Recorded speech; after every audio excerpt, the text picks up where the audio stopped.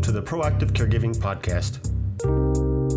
As a CPA with over 20 years as an industry accountant, Jessica stepped away from the corporate world to become a full-time caregiver for her mother.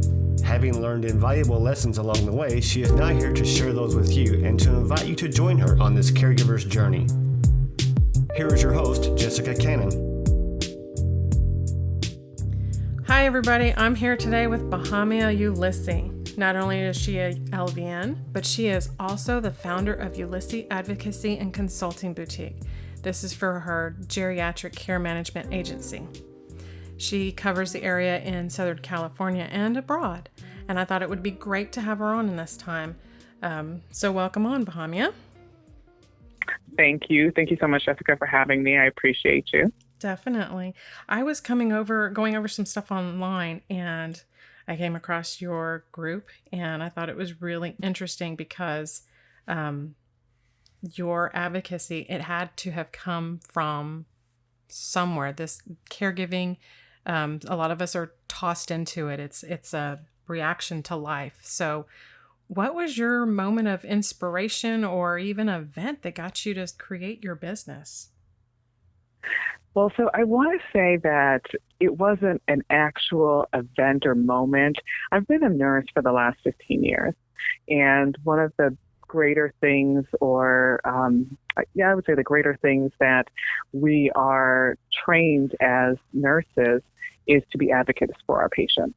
Mm-hmm. And it's definitely something that rings throughout all of your care. It's like that silver lining mm-hmm. that you always want to be the person that sticks up for your patient, and not so much, in the face of doctors who have malintent or anything right. like that, but even for people who just don't know enough about the system, about their disease process, about whatever they're going through in that particular moment. So I think to answer that question, it's more so that it's always been a part of who I am. I've been, like I said, a nurse for so long that mm-hmm. I don't really remember doing anything different. So that's where I've always just been an advocate. And I thought that would be a big part of what I do moving forward as I move away from the bedside. That's awesome.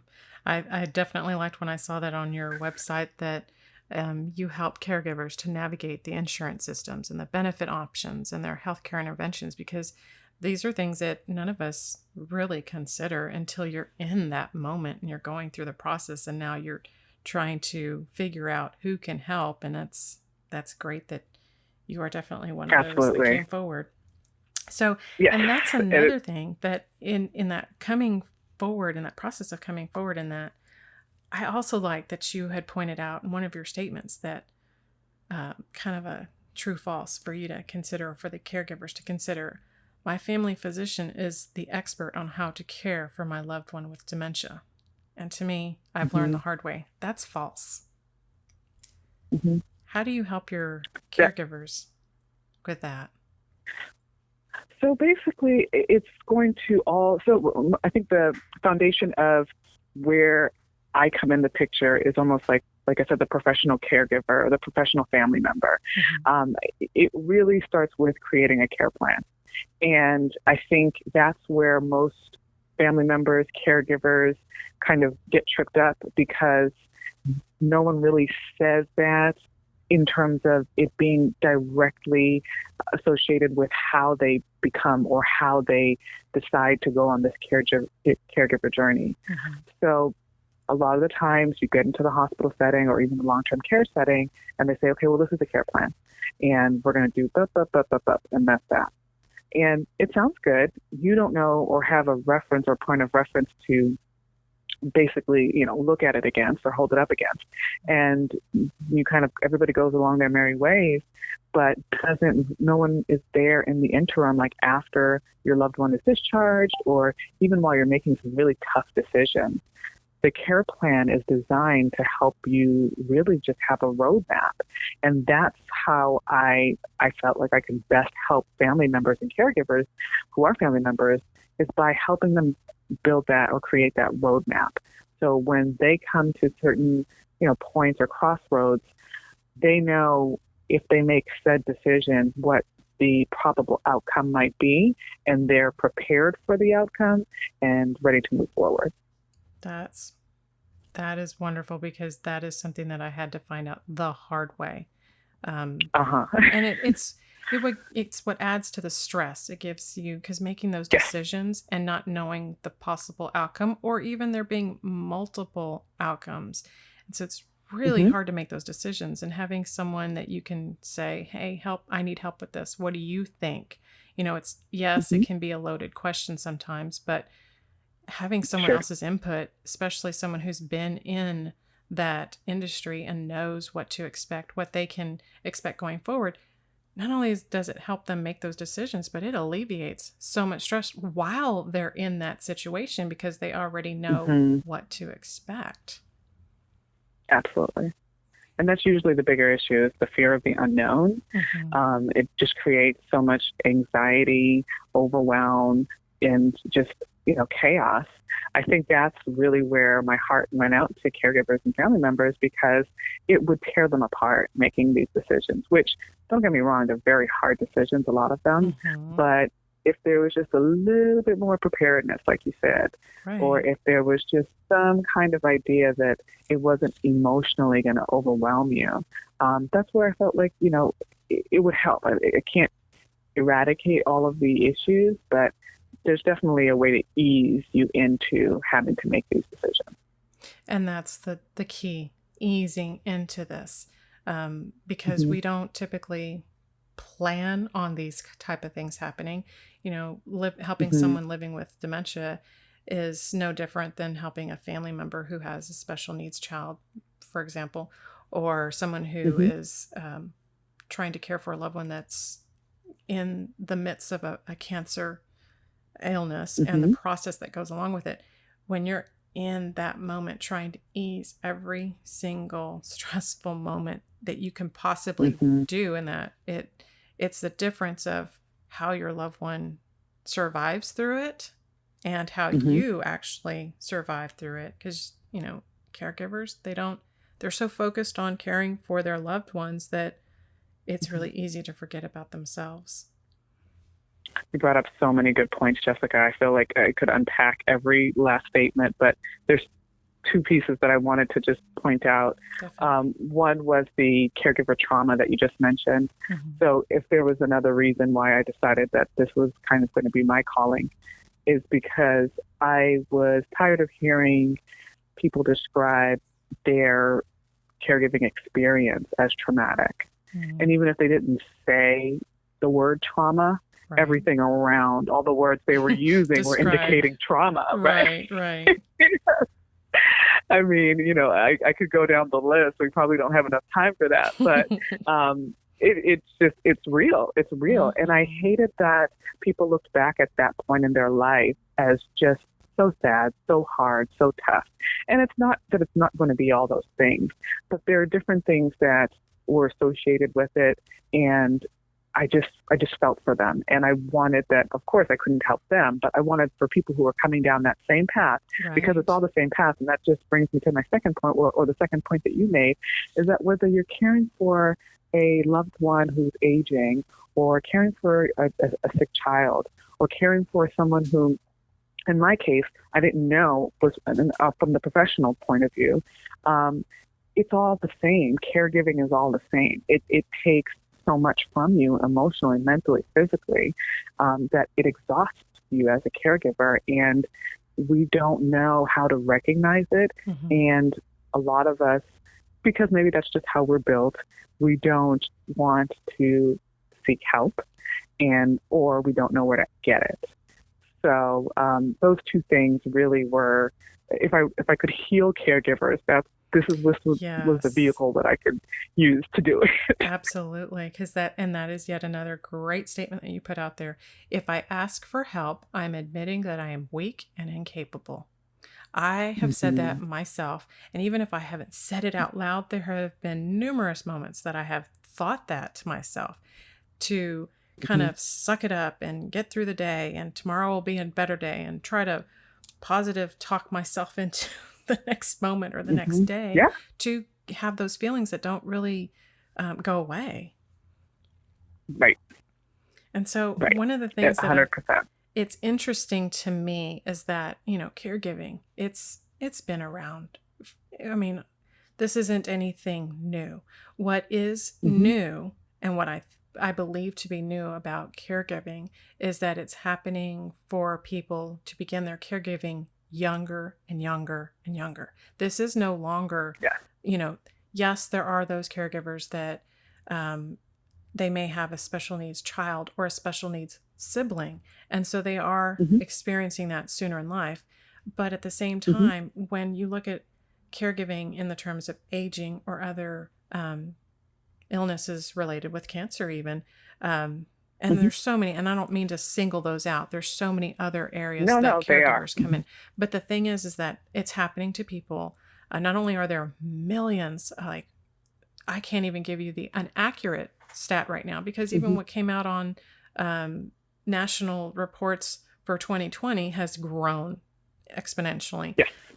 Instead Yes. of the average caregiver being someone who is close to their retirement age, whether it's Mm-hmm. between their 55 or 65, average caregivers now are millennials that are in the age Mm-hmm. range in their mid 20s, probably around 25, 27. And that's You got it.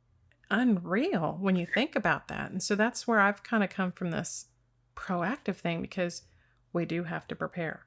It's happening sooner than we can ever expect. Absolutely. You've done your homework, Jessica. That's why it's true. It's true. No, you've got the numbers right. And that's part of why I even opened an Instagram account, because it really, I think that's where you might have found me, but really, my target market, if we're talking in terms of, who you would want to reach, they're pretty much on Facebook, right? You would think that everybody, I would say mid to late 40s and over, hangs out on Facebook. But what I found and what you found is the same, that millennials are having to try to figure out their life at 27 and also care for their aging, and not even really aging, but like pre-retired parent who suffers from ALS or has early onset dementia, a lot of things. And they have nowhere to turn. The support groups they're not appropriate because they generally can't really relate to anybody else in the support groups aside from being a caregiver. There is no true kind of path for people who are millennials and above, or I guess that mid sandwich generation type millennial. There really isn't a true out and out system for that. Right. And there isn't. And that was a lot of my frustrations. And I found the first support group that I found was very beneficial, and I did learn a lot from it. But it did take me to be willing to go and attend, because the first time or two that I went, I felt like I was so out of place. I mean, it wasn't for the purpose that I was there. I wasn't trying to connect with a clique, but it was odd that everyone, to me, it was like I didn't feel like I belonged there. I felt out of place. Everyone there, at the time I started, I was 37, 38. And when I started attending, everyone there were in their mid to late 60s and up, caring for their older parents. And so it took me actually sitting and feeling comfortable to listen to their stories, to learn from them. And that's when I realized, unless there's someone who's willing to share their stories, then who do I learn from? And who do others learn from, And I did, and now that you say that, I did find you on Instagram. And so going across the information, it seems to be the new way of reaching out to people. And I did the same. I was like, I want to reach as many people to share the stories, to find, give them a voice and help connect them in a community with others to find those resources. Absolutely. And you do need to find a clique. I know that no one likes the word, but you have to find a clique because this road is a long one. And so along with people starting it very young, right? That means that they're in it longer. The average before, I would say the last decade, your average caregiving journey would last anywhere from, at the low end, 2 years, a high end, 6 years. Now we're seeing low end at 4 years, high end at 10 plus years, Jessica. Right. It's a long time. And, no one knows. That's the other part. You start with a caregiver journey and you're saying, oh yeah, I can do this. But if someone says, okay, yeah, you're going to be doing this for the next 9 years. Yeah. You might say, oh, wait a minute. Exactly. Well, let me, this needs a plan, right? We need to plan this out. But many people don't get that opportunity. And that's where a lot of the trauma comes from, whether it's resentment, feeling of guilt, feeling, that they missed out on certain parts of their life, their family, all because they decided to assume the role of caregiver. And it's such an ugly topic, I guess, because no one wants to talk about those inner feelings. Right. And it shows all over your caregiving style, all over your ability to kind of interact and just manage your own life. I just want to have more awareness around how we deal with this, because like you said, it's been around forever, but culturally, different norms kind of make this a mandatory thing to do. So you almost don't have a choice. You're supposed to do it, but no one says this is how you do it and manage your life. And things are changing. Things have changed always. But yes, that was just a good point I wanted to put out to bring out. And like you said, that no one wants to be obvious about and honest about their caregiving struggles, because no one wants to say this sucks. No one wants to say the real things, because they don't want you to see, they don't want to be seen as the jerk. They don't want to be seen as that vulnerable person. None of this. I don't think any of us say, when I grow up, I'm going to be a caregiver. It's one thing for you to say you went to school to become a nurse. You had a profession that provided all sorts of directions for you to go in. So, but the whole idea of solely looking forward to planning and really sacrificing your life for someone else, it's not selfish to say, I don't want to do this, but I have to do this. People, squirmish about that. And without that plan in place to know what direction you're going in, no matter if it is going to be that 2 year or 9 year. I know for me, if we had that plan put in place in advance, a lot of the caregiver sibling rivalry could have been avoided as well. And oh yes, that's another level. So many levels. Yes, and that was another level I wanted to get into, because I was thinking, why for siblings who have grown together and, making the assumption that maybe you had a close relationship with your siblings. Maybe some of you are estranged even before the caregiving began. And I've heard other caregivers that say they have brothers and sisters, but I'm the only one. Why does it always end up where there's always one, and regardless of the scenarios, why is this so hard for siblings to handle this or approach this caregiving journey together? What do you think? So I don't have all the answers, but I have some sneaking suspicions. Family dynamics is my specialty. And a lot of what I try to promote when I start the caregiver care plan, because I always separate it into two care plans. One care plan is for you as a caregiver. The other care plan is for your loved one, because they're very different things. They will have intersections. They definitely will. But I stress, especially when it comes to family dynamics, that you cannot expect for anyone to step up in this moment if they've never stepped up in other moments, and what moments they are. Right. So a big part of this is misplaced expectations. I'll just give you an example. I was talking to one of my family members, and she was, I guess she was very upset. I won't use the word. She was very upset that her brother and sister weren't basically stepping up. Mm-hmm. They all lived within a decent amount of, I would say probably 20 to 30 minutes of their mother. Mm-hmm. And three kids, the expectation that she was the one that was going to handle everything was very, very bothersome for her. And, you know, we sat down during one of our sessions, and I let her explore her feelings.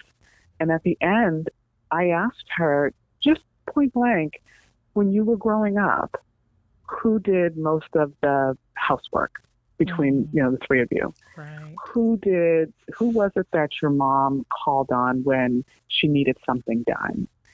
And, you know, we went through these different questions. I have different prompts and things like that. Mm-hmm. And when she finally got down to the fact that most of those answers were her, I asked her, I said, so why would you now expect for all of a sudden for your mother to need and want someone else and for them to step up? I mean, when people grow up in a household where one or two siblings are always the go-to, that doesn't stop. It won't ever stop far into your adulthood. Mm-hmm. So my advice is manage it the way that you would when you think, just kind of go back to when you were kids and when you did manage it and how you manage it then. Express how you want things to look moving forward. But ultimately understand that we are who we are. There isn't going to be much change from your brother or sister's personality, and trying to, for lack of a better phrase, fit a square peg into a round hole at this point in time definitely is going to drive you crazy. Mm-hmm. It is literally going to be a huge source of frustration, sadness, depression even, and ultimately burnout, right? Those are all symptoms of caregiver burnout. And you're in this for the long haul. So sometimes it can go so far as to say, you know what, well, leave them out of it. If they want to make decisions, and that's usually the tough part, that's where the family dynamic gets sticky. Right. You have brothers and sisters who don't want to be involved, who don't want to step up, but they do have a lot to say. I call them the peanut gallery. They have a lot to say about their opinions, about the decisions you're making, about the way you're doing things, and about how they feel things should be done, but they will not step up. And, you know, there are certain techniques that I use around that, but ultimately you have to protect your own energy, your own ability to basically weather this storm, if it is one, and continue along your caregiver path. So definitely family dynamics are always going to be kind of like a sub-layer to all of this, because when you choose to care for someone at home, it is looking at your immediate family or whoever your close ones, the ones that you kind of would think of as being responsible or sharing responsibility. They are the caregiver circle. So, you know, whatever was happening in that family circle is also going to come up in the caregiver circle. And people almost can never separate the two. That's so true. It is. The journey just kind of blends together, and it becomes difficult to separate your emotions with the family from the actual caregiving time period with your loved one. I know I've lived through that myself, which is why it comes to that next. I did get to the point where I knew I needed to reach out and find some outside support, and not just caregiver support group, but actual individual personal therapy. Because like you said, the caregiving history, it wasn't like we just suddenly started fighting. And that's what I didn't recognize in the early stages. We didn't just start fighting as the caregiving started. It was the history of who we were growing up, that whatever unresolved issue, whatever bickering, fightings, you know, that we just kind of left alone years ago. Whether, you know, I have two siblings, and as we married and, you know, went to school, married, had kids, and we all kind of, our lives pulled us in different directions. It's like all that old stuff just resurfaced right away. And it was right there. Yes. And it was just right there. And so then it gets to the point where or I reached that point where I was saying, what's the point of talking about it when I'm going through this? Because if I say something about it, I'm wrong. If I say more about it, then I'm hurting someone else's feelings. And so I just won't talk about it at all. And that's a ticking time bomb waiting to go off. Waiting to explode. And it will explode, and it's going to explode at the worst time. It's just going to be the trigger of everything. And you're right. It's all things from the past come straight front and center. And, I've sat in on blowouts where, I would constantly hear, just being the onlooker, well, you always, and you always, and so it has nothing to do with the actual situation. It's about the relationship.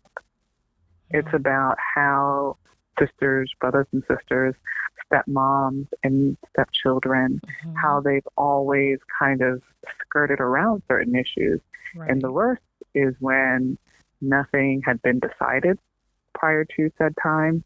So that's usually where, a lot of this energy comes from, is that you have to make the hard decisions and there's no guidance around it. And everybody feels like they know what mom or dad would have wanted. And it's different across the board. Right. And what they may have voiced years prior to their needs is totally different from when they're actually in the moment of need. Because I know when growing up, there was the jokes around everything. If I ever live to this age and this is what I'm facing this and that, just put me in a box, or just, there were always those statements that just kind of laugh it off and push it away. And don't ever put me in a nursing home. You might as well kill me. And so you get to those moments, and right away the siblings, I'm sure, and especially in my own personal, well, mom never would have done that. Mom would have wanted this, or dad wouldn't have said that. Dad didn't want that. And we are fighting a war, basically, that no one's going to win. Nope, you're right. And it's a good point that you make, just kind of tracing back to, this is a big one that I deal with, parents who have said, and this is where a lot of the guilt comes from, don't ever put me in a nursing home. Whatever you do, don't ever put me in a nursing home. Absolutely. I cannot tell you the amount of clients, patients, caregivers that I have worked with that feel that it tears them up, utterly guilty that they have to place their loved one in a nursing home or an assisted living or anywhere outside of their home, not aging in place. Right. And I always come back to, it's easy to say something like that.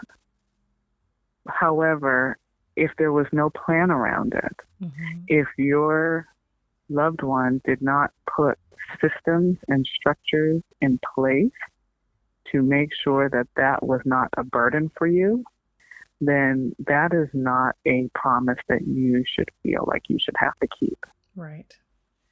And a lot of that is really tough for people to kind of get through, because especially culturally, different cultural norms say, well, they cared for you as a child, so it's now your responsibility to care for them as an adult. And I don't agree with that. I don't agree with that mindset, especially if you're not in the position to do so. We all would like to have things be see things through rose-colored lenses. Right. However, it is what it is. If you're a single mom, for instance, struggling to just make ends meet, and you have children and you have work and you have all these other things going on, you can't add caregiving to the plate just because you think you're supposed to.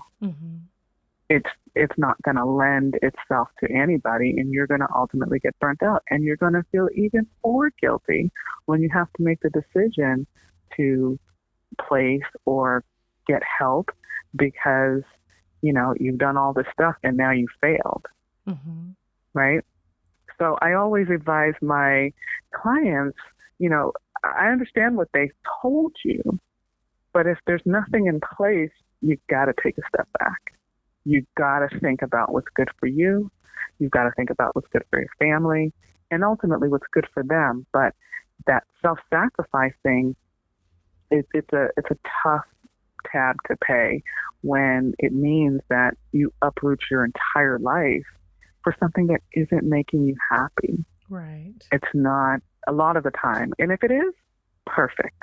You've got a great situation. There's less work for me to have to do. We're going to put these things in place and off we go.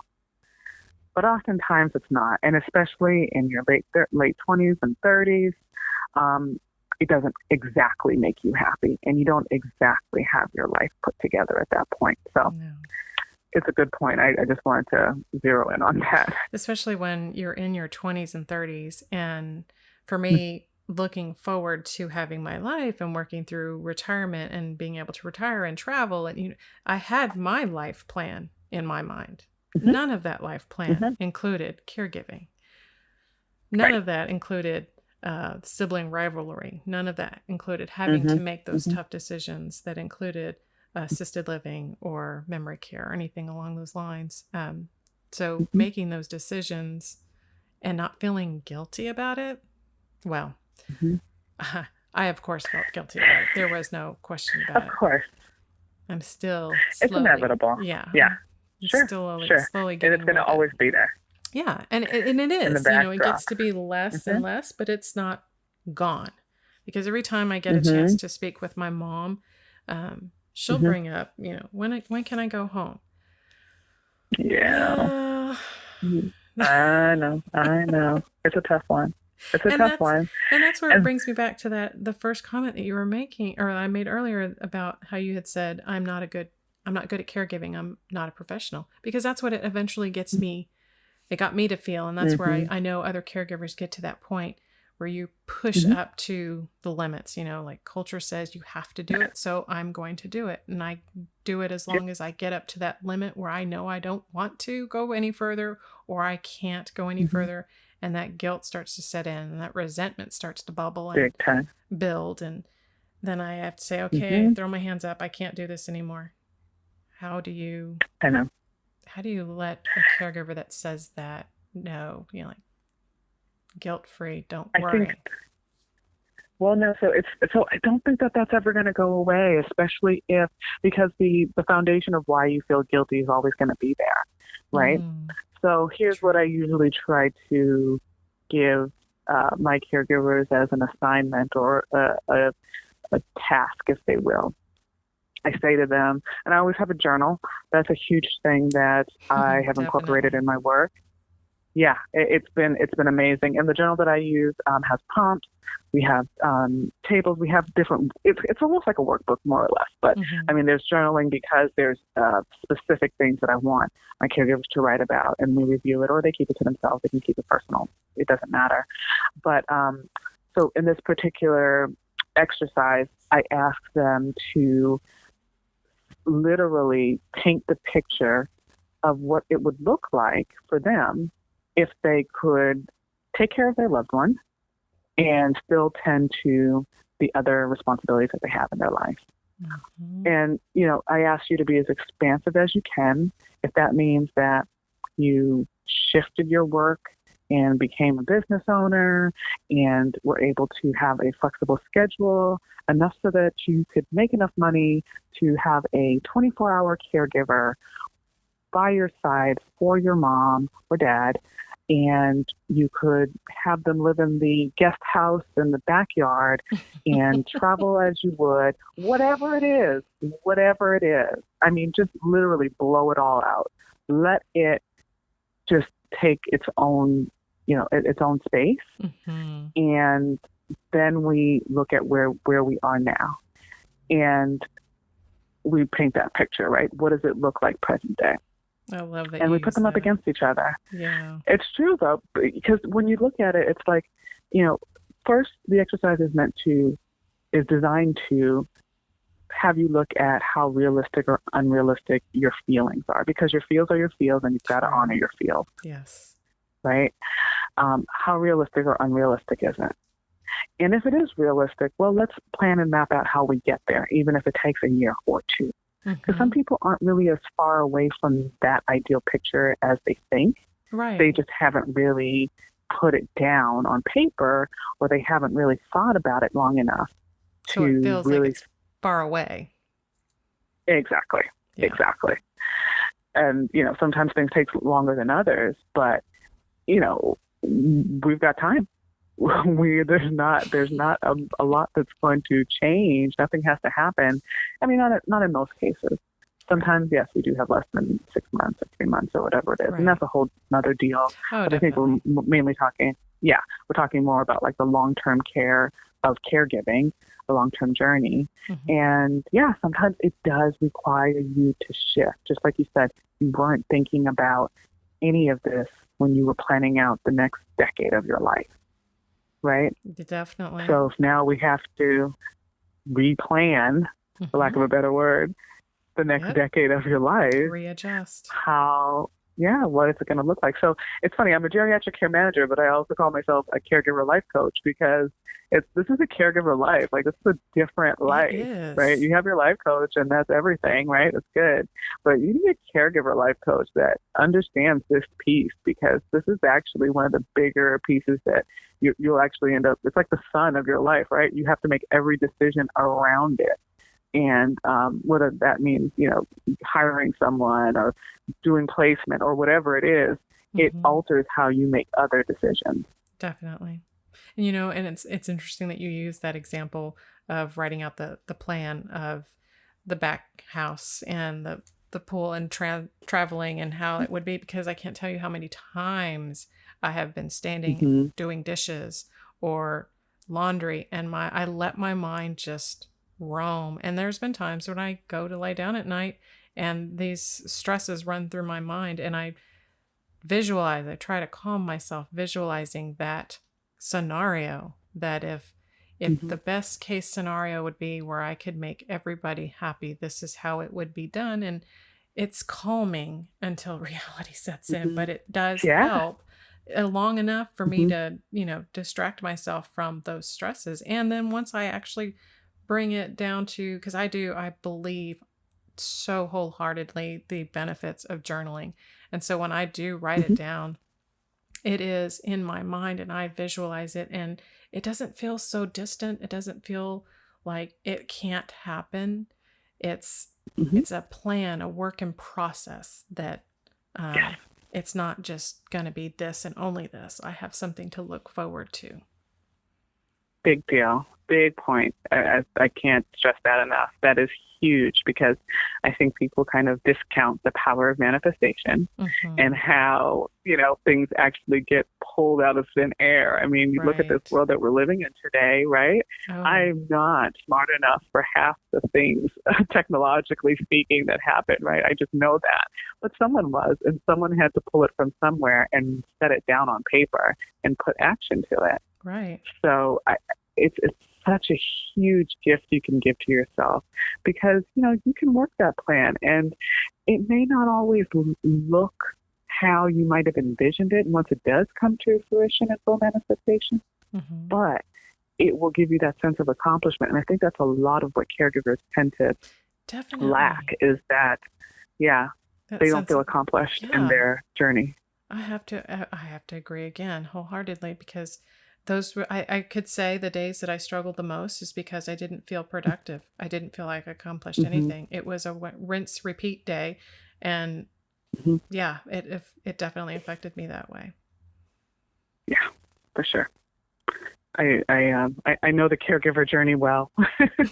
Definitely. And, and so making this plan in the beginning stages, it's helpful knowing the road that you're going to be on. In advance, half of the strength and the power in your journey is knowing, but it can be adapted as you go, especially as things change. And even, from my experience, the person living with dementia their world changes faster than we can keep up sometimes. Sure. And so then you go from this initial plan that's in place to suddenly you're having to look at an end of life plan. How do you approach that type of procedure? Sure.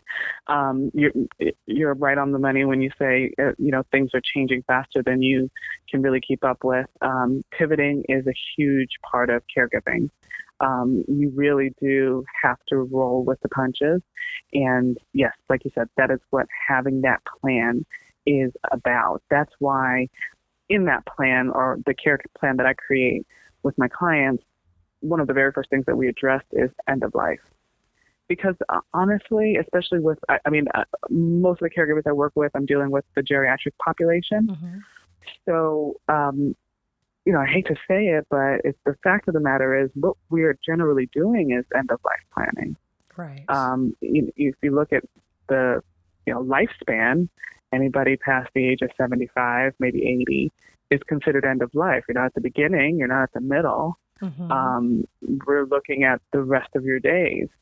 So whether you want to look at end of life as the last 6 months of your life or the last 6 years of your life, we have to start looking at that first. So I always reverse engineer the process with my clients. I ask them straight up because, people are able to have this conversation, even though it's a daunting one, very heavy. They're able to have this conversation better when they're not in the midst of their crisis. So we go through the details.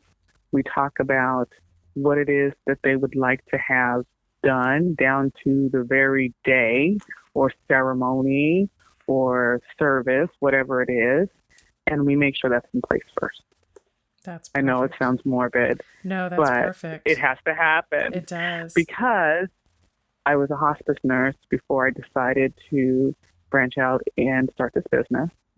And that is the last thing I learned from that work. The last thing that you really want to have to be concerned about when you're mourning or when you're in the process of mourning and grieving. What funeral home do you want to take care of your loved one, or what would their last rites have been, or things of that nature. And you want to know that they were able to transition in peace. Certainly. And you want peace. You want to just be the grieving daughter, son, spouse. You don't want to have to be the manager of all things, right? It is tough. It is very tough. We actually lived that with my father. When he got sick with pneumonia, we had 3 weeks that we, prayed and hoped for the best. But at some point, it was a little bit more obvious that there wasn't going to be the rehabilitation center afterwards for him with his tracheotomy and so forth. And so when the time came and he did pass, it's exactly what you said. In the moment, the last thing I wanted to think of was planning his funeral and even thinking of what he would have wanted at that time. I was still trying to be as hopeful as possible, but sitting in the funeral home just within days. I mean, he passed on a Monday and by Thursday we're in the funeral home. Yep. That is rough because you're trying to grieve and you're having to make, again, choices that you don't even want to have to consider or think about it. And a lot of times the financial aspect of it all of a sudden hits you. And it's something you took the words right out of my mouth. Yes. And so it's something that we don't plan for, in addition to all this other planning that we don't prepare for.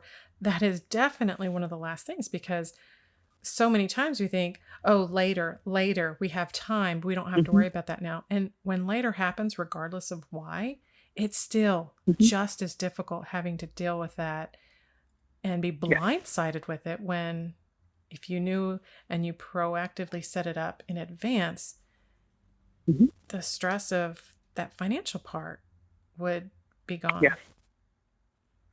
And that even, so the thing about the finances is something that I wanted to just put out there. Funeral homes, services are expensive. And, no one really looks into those prices until they have to. Right? And most people don't want to be a financial burden to their family. No. I know my grandfather recently passed, and he, didn't have a lot of money, wasn't ever really wealthy, but somehow he had saved enough money to have his services done, whatever it was. Nice. And I wish I could say that for most people, but unfortunately, that's not the case. Mm-hmm. And so what happens is you have families grieving and mourning for their loved one, but then also looking at themselves and looking at whoever's around for help, financial help. Mm-hmm. And sometimes they can get it, sometimes they can't. And when they can't, there's a whole nother level of feeling inadequate.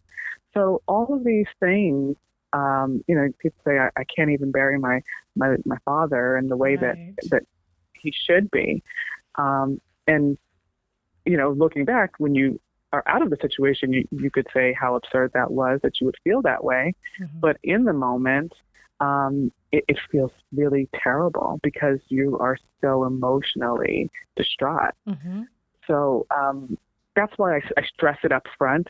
And once we have that first session, it's literally my first session with my clients. And I say, okay, so now that we have the morbid stuff out of the way, let's get down to the crux of it. Yeah, because it needs to happen. It needs to. Mm-hmm. Mm-hmm. Definitely. Yeah. So that's how I do it. I love that because I think all of this journey is hard. It's kind of like you can't look at it like a mountain that you're climbing and there's this crest and then you eventually, no, it's all up and down throughout the whole entire, but that end result of the journey is almost like you hit the brick wall after everything you've gone through with your loved one. And then to have that moment hit, you hit the brick wall, and then grieving takes that much longer because you want to give that last bit to them. Yes, they may have made it through their journey and they're at peace. You want to give that very last gift to them, just knowing that everything is taken care of in the end. Absolutely. No, very true. It's a very tough kind of journey, a part of that journey. But, I always tell people at each moment, you just, if you can, just step outside of it, step outside of you, step outside of the circumstance, and just remind yourself that you're a human being doing the best that you can. Mm-hmm. You're not Superman. You're not Superwoman. You are doing the very best that you can. And that's always good enough. It's always going to be good enough. That's true. I like that. Easier said than done, I know. But having those kind of thoughts in your mind to begin with, it helps to keep the other thoughts of I'm not good enough at bay. Right. It's like that meditation, that mantra that I can sit down and I've personally had to do that, where I can meditate and say, I am enough. I am enough. I am enough. I am enough, until I feel good in that and rest in that. So then as I go throughout the day, the caregiving day, and no matter what decisions I have to make, I feel the anxiety build. And then I immediately drop into that. I am enough. I am enough. I am enough. Yes. You don't forget. That's part of my journal package. No, it's true. That's part of the workbook that I have, because you have to have your anchoring thoughts. Good point, Jessica. Yes. Good point. And it your takes, anchoring thoughts. Yes, those anchoring thoughts that help you, because it does take something. You have to find something that anchors you, because otherwise it is too easy to be so emotionally involved in this and wrapped into this, and you're bickering with your siblings, you're struggling with the care of your loved one, you're just trying to do the right thing for them or meet their best interest, and they're just being them. They're going through this process. My mom would say, aging sucks. And it was like, stop being such a hard person. Stop giving me a hard time. But, and it wasn't that she was doing anything on purpose. It's just, you're going through this moment. And it was like, if I didn't have that anchoring thought, that I could take that quick, deep breath and just, I am enough. I am enough. It's just, otherwise, definitely. Because otherwise I'm spending the rest of the day hyperventilating, waiting for that. It's got to be 5:00 somewhere. Caregiver happy hour needs to start now. I need that glass of wine. It's very real. Jessica, you are not alone. I'm telling you, look, this is very, very real. This is how it happens. And like, I had a client who says, I carry this workbook around like my Bible. Like I all of a sudden become a workbook toting caregiver. And I said, that's funny, but if that's true. What helps you, hang on tight, because those days just to get through. I mean, this is where I tell you about that caregiver burnout and the depression and the anxiety. Those things set in, and they take residence. Yes, and that at residence, that point, go ahead. No, go ahead. Oh, that residence that it takes is one of the points I had made before of in earlier podcasts of the boomerang effect, because we spend our time, however long that journey is, caring for that person. And this takes effect in our bodies. And then guess what happens? When you're done with your grieving, their journey's over with and yours begins. And then your children have to step in because you gave everything to your caregiving journey, that there was nothing left, even not just emotionally, but physically for yourself. And that boomerang comes right back. You've got it. Yes. You got it. It's a big deal. And I don't think people take that into consideration. And I don't think that we are all aware collectively within the next decade that this is going to be a very prevalent issue in families. And I think that's where, again, if I had to call this a calling or a mission or something, it would be, my responsibility or light to help shine the light on this and give the awareness of what this is going to look like for you. Definitely. And really just talk about it with your children who may not necessarily be of age to take certain responsibilities, but it also goes back to what your family unit is like. Right. I have families where grandchildren are also responsible for taking care of their aging loved ones, grandparents. And they work it in a family, they work it as a family, and that's how they function. So everybody has their own traditions, so to speak, or their own code. But the point of me stepping in is to get it down on paper so that everybody understands and we're on the same page about what's happening. And things, like you said, will shift. People will change. Responsibilities will change. But we have to come back to the middle. And that middle, in my world, is a care plan. So with this care plan that you're helping them with, how have the current times with COVID affected the planning that you've done? Have you had to go back and re-plan for people, adjust their plans accordingly? Or are you finding the need, a increased need for planning with this COVID pandemic? Oh, yeah, absolutely. Absolutely. I revisit care plans regularly anyways, because part of, the work that I do is monitoring, making sure that the plan is actually working and people who are supposed to be doing things are doing the things. This pandemic has pretty much uprooted. I was kind of actually happy that I didn't have so much of a caseload when things first started. And now I have a heavier caseload, but it's a good thing because we are now experiencing what it's like to have things go awry and have at least had a plan in place. Because a part of also the care plan is, we plan for contingencies, we plan for emergencies, we plan for natural disasters, things of that nature. So I can do a Zoom call with my client caregiver and say, okay, I'm going to share my screen. We're going to go to page 19 of our plan. This is what we talked about. Do you think this is what we want to continue doing? Here's the information that I have about long-term carers at this point, or hiring a private caregiver at this point. Here are the resources, and the decision's always going to be up to the caregiver and the family members.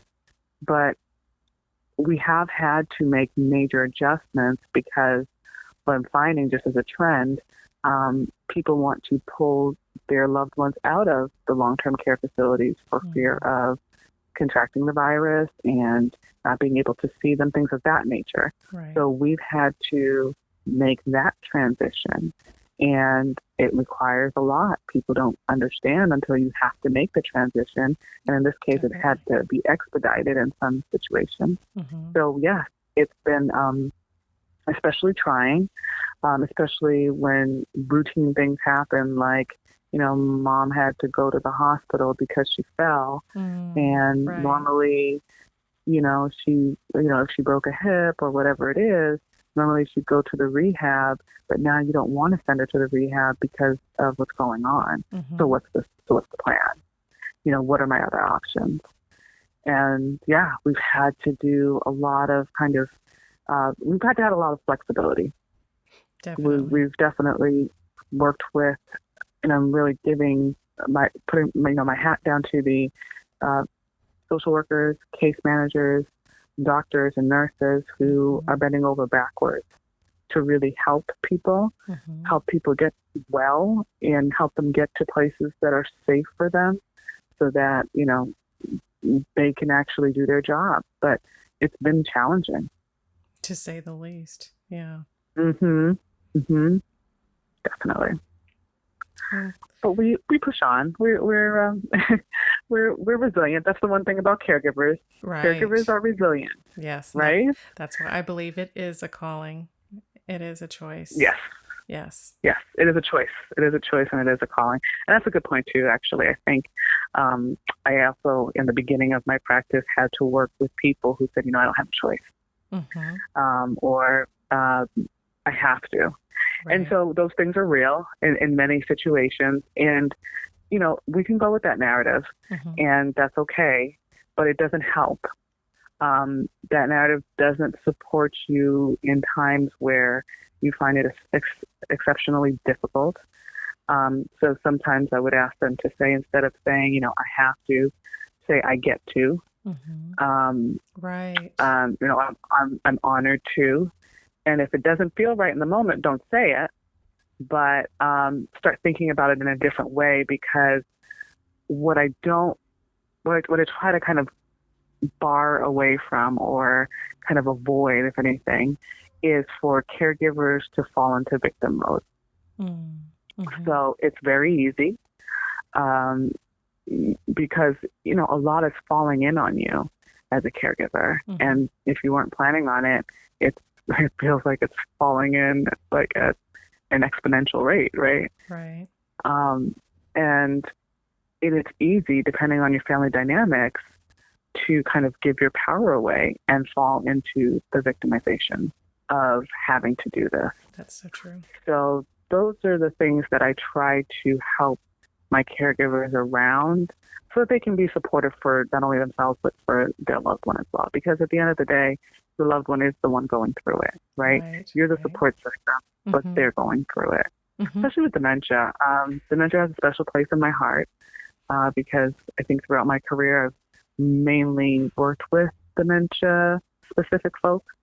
And I think because the disease process is so long and it's an arduous journey, people don't take into effect what it's going to look like. And when things start happening, really happening, they happen rather quickly. Right. And, it's kind of like it's a roller coaster, because you can, especially with dementia folk, you can think we're near the end, and then all of a sudden they rally, and it was like nothing happened. Right. And we can go through waves of this.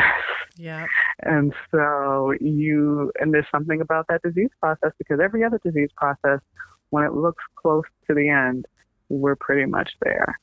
But dementia has another thing brewing. I don't know what it is, but it's kind of finicky in that way. So we never quite know until we know. And even then, there are surprises. But it's a lot to have to go through emotionally for the caregiver. And so I support both, right? But ultimately, there are structures to take care of your loved one. They are going to be well taken care of. I think, overly concerned about taking care of you as the caregiver. Definitely. Because if, it's the whole put the oxygen mask on your face first and then help. If you can't do that, then it's not just your caregiver, it's both of you, or your care recipient, it's both of you that are going to be affected. Yeah, I agree. Mm-hmm. Definitely agree. And Thank you. And the one thing that was since I did not have this beneficial plan in place, the one thing that was my savings grace was my mother's neurologist that did give me the heads up.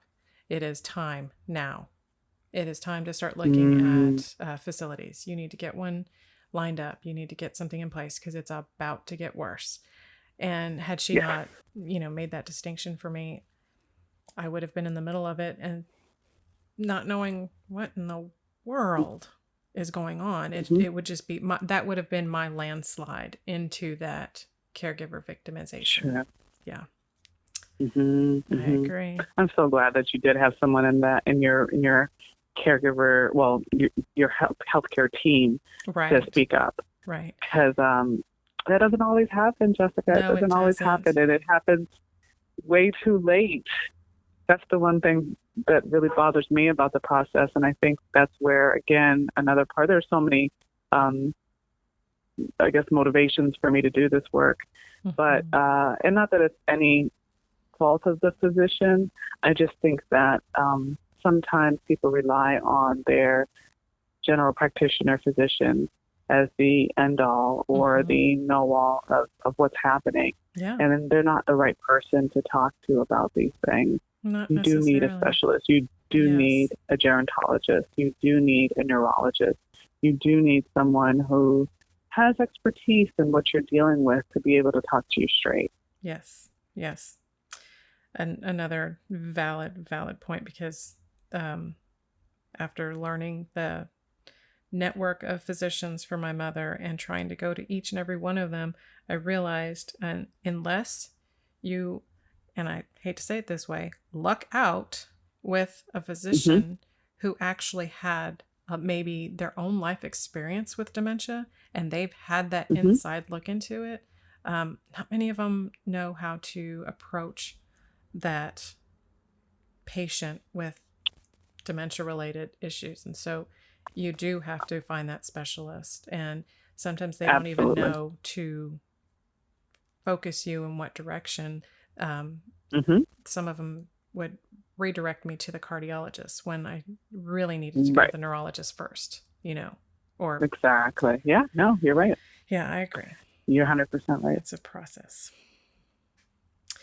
So this has been wonderful. Thank you so much, Bahamia. This information, and you hit it right on the nose. This is a calling, and this is why I'm so glad I came across you online, because we need to build our network of caregiver resources, and I want people to be able to seek you out and find you, and whether you're in Southern California or not, for those listeners that are going through these scenarios, if any of this information struck a nerve with you, I highly recommend reaching out to Bahamia.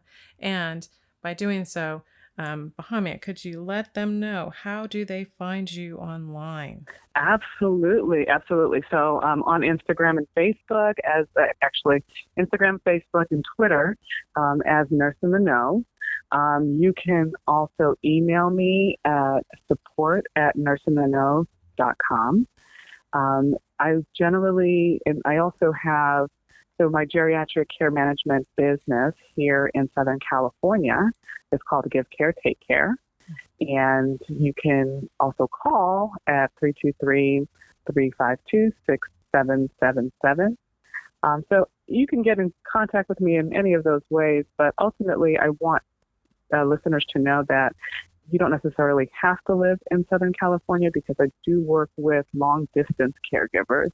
So I have clients that live out of state and have their loved ones either here or in Florida and Texas who need assistance around planning, structuring, and just logistics. So I help you guys virtually make it happen.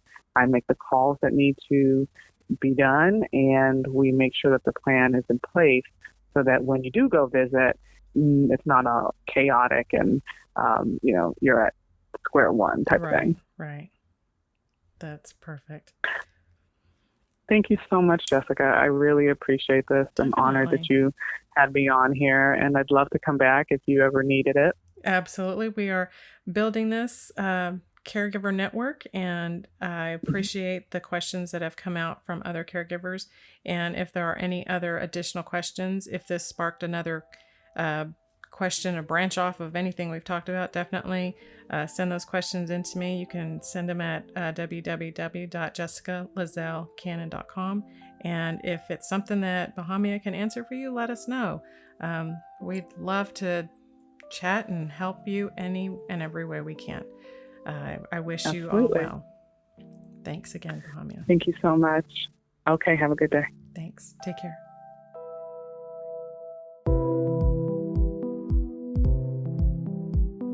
Thank you for joining us today. We really hope you've enjoyed this episode. To learn more about proactive caregiving and to hear other episodes of this podcast, please visit www.jessicalazellcannon.com. This podcast is produced by Cannon Light Media, LLC, www.cannonlightmedia.com. Music provided by Chris Paradise.